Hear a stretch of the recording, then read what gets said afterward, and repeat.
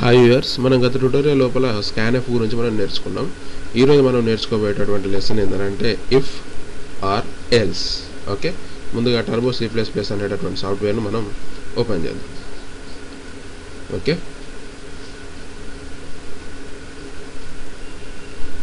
ఈ విధంగా ఓపెన్ అయింది కదా. ఫైల్లోకి వెళ్ళండి, న్యూ అనండి. ఓకే, పాత ప్రోగ్రామ్ ఏదైతే ఉందో దాన్ని మొత్తం కూడా నేను తీసేస్తున్నా.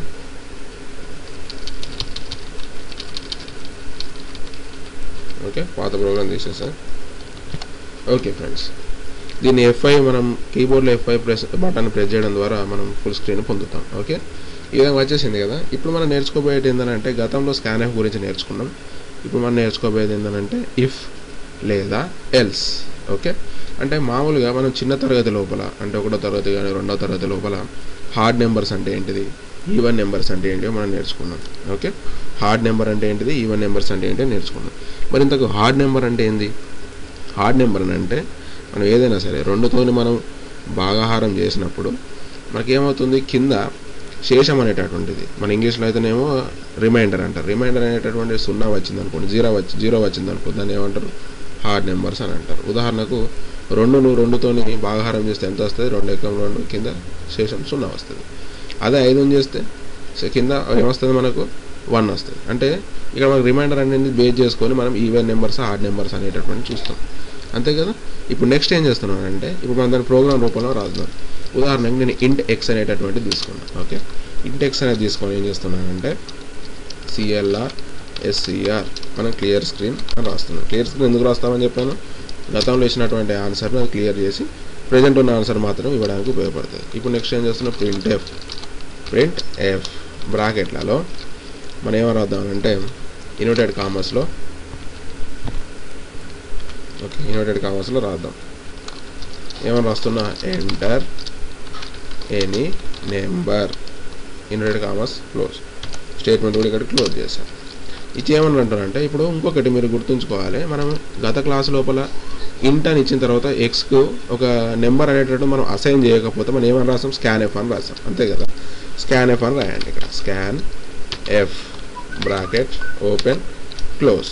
ఓకే, ఇందులోపల కూడా మనం ఏం రాద్దామనంటే %d. ఓకే, %d, దీన్ని కూడా మనం ఇన్వర్టెడ్ కామర్స్ లోపలనే రాయాలి. ఓకే, %d కామా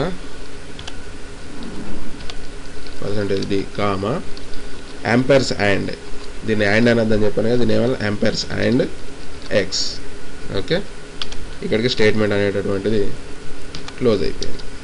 ఓకే, ఇప్పుడు మనం ఏం చేస్తున్నాం అంటే ఇఫ్ మన ఈరోజు క్లాస్ ఏంటిది, ఇఫ్ బ్రాకెట్లో ఏమో రాస్తున్నా అంటే ఎక్స్ పర్సంటేజ్, దాన్ని ఏమంటాం మనం డివైడెడ్ బై అంటాం. ఓకే, మన మ్యాథ్స్ లోపల ఉన్నట్టు కాబట్టి దాన్ని ఏమంటాం డివైడెడ్ బై అని అంటాం. Divided by 2 equal to 0. మనం 2తోని భాగించినప్పుడు శేషం ఎంత రావాలి, 0 రావాలి. ఓకే, అని చేసి ఓపెనింగ్ బ్రేస్ తర్వాత ప్రింట్ ఎఫ్, మళ్ళీ బ్రాకెట్ లోపల ఇన్వర్టెడ్ కామర్స్లో రాస్తున్నాం. ఇన్వర్టెడ్ కామర్స్లో ఏమో రాద్దాం, ఈవెన్, ఈ విధంగా రాస్తాం. ఇక్కడ స్టేట్మెంట్ ఎండ్ చేసేద్దాం. ఓకే, మళ్ళీ క్లోజింగ్ బ్రేస్ ఇచ్చేసాం. నెక్స్ట్ ఇక్కడికి ఏమైందంటే ఇఫ్ అనేటటువంటి స్టేట్మెంట్ అనేది మనకి ఇక్కడ అయిపోయింది. ఇప్పుడు మనం నెక్స్ట్ చేయాలి. నెక్స్ట్ ఏమి ఇస్తానంటే ఎల్స్. ఒకవేళ ఇఫ్ కాకపోతే రావాల్సింది ఏంది, ఇఫ్ అంటేనేమో ఈవెన్ నెంబర్ వస్తుంది. ఒకవేళ మనకు శేషం 0 రాకపోతే అది ఏ నెంబర్ కిందకి వస్తుంది, హార్డ్ నెంబర్ కిందకి వస్తుంది. కాబట్టి మనం హార్డ్ నెంబర్ సంబంధించిన ప్రోగ్రామ్ రాస్తున్నాం. Else, okay, opening brace printf బ్రాకెట్లో ఇన్వర్టెడ్ కామర్స్ మధ్యలో మనం రాద్దాం odd. Okay, odd, okay, odd, మళ్ళీ క్లోజింగ్ బ్రేస్. ఇక్కడికి ఎల్స్కి సంబంధించినటువంటి ప్రోగ్రామ్ ఫినిష్ అయిపోయింది. ఇప్పుడు లాస్ట్ మనం ఫైనల్ రాయాల్సింది ఏంది, గెట్ సిహెచ్. ఓకే, లాస్ట్గా ప్రోగ్రామ్ అంతటికి క్లోజింగ్ బ్రేస్ అనేటటువంటిది ఇచ్చేసాం. ఓకే, ఇక్కడ వైడ్ మెయిన్ అని రాసేద్దాం, వైడ్ మెయిన్ అని రాసేసాం. ఓకే ఫ్రెండ్స్, ఇప్పుడు చూడండి నేను ఏం చేస్తున్నా అంటే Alt F9 ప్రెస్ చేస్తున్నా. ఆల్ట్ F9 ప్రెస్ చేయడం ద్వారా మనకి ఏమైంది చూడండి, ఇక్కడ మనకు వార్నింగ్స్ కానీ ఎర్రర్స్ కానీ 0 వచ్చేసాయి. ఓకే, ఇప్పుడు చూడండి కంట్రోల్ F9 క్లిక్ చేసాం.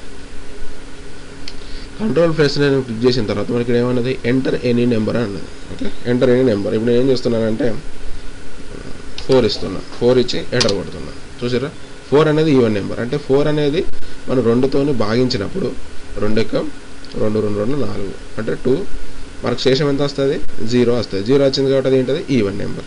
ఓకే, నెక్స్ట్ ఇప్పుడు మళ్ళీ చూడండి కంట్రోల్ F9 క్లిక్ చేశాను. ఇప్పుడు చూడండి 7 ఇచ్చాను, ఎంటర్ కొట్టాను. 7 అంటే ఏంది, హార్డ్ నెంబర్. అంటే 2తోని భాగించినప్పుడు శేషం అనేటటువంటి 0 రాదు.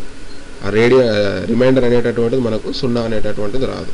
కాబట్టి ఈ విధంగా ఏం చేస్తున్నానంటే ఈ ప్రోగ్రామ్ ద్వారా మనం ఏం చేస్తున్నాం, హార్డ్ నెంబర్, ఇక్కడ ఈవెన్ నెంబర్ అంటే ఏంటిది, హార్డ్ నెంబర్ అంటే ఏంటిది అనేటటువంటిది మనం ఇందులోపల చేస్తున్నాం.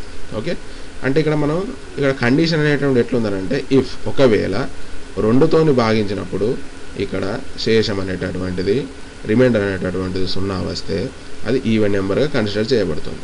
ఒకవేళ 0 అనేది రాకపోతే అది ఏమవుతుంది, ఎల్స్ లోపలికి వెళ్ళేసి ఏమవుతుందనంటే హార్డ్ నెంబర్గా కన్సిడర్ అయిపోతుంది.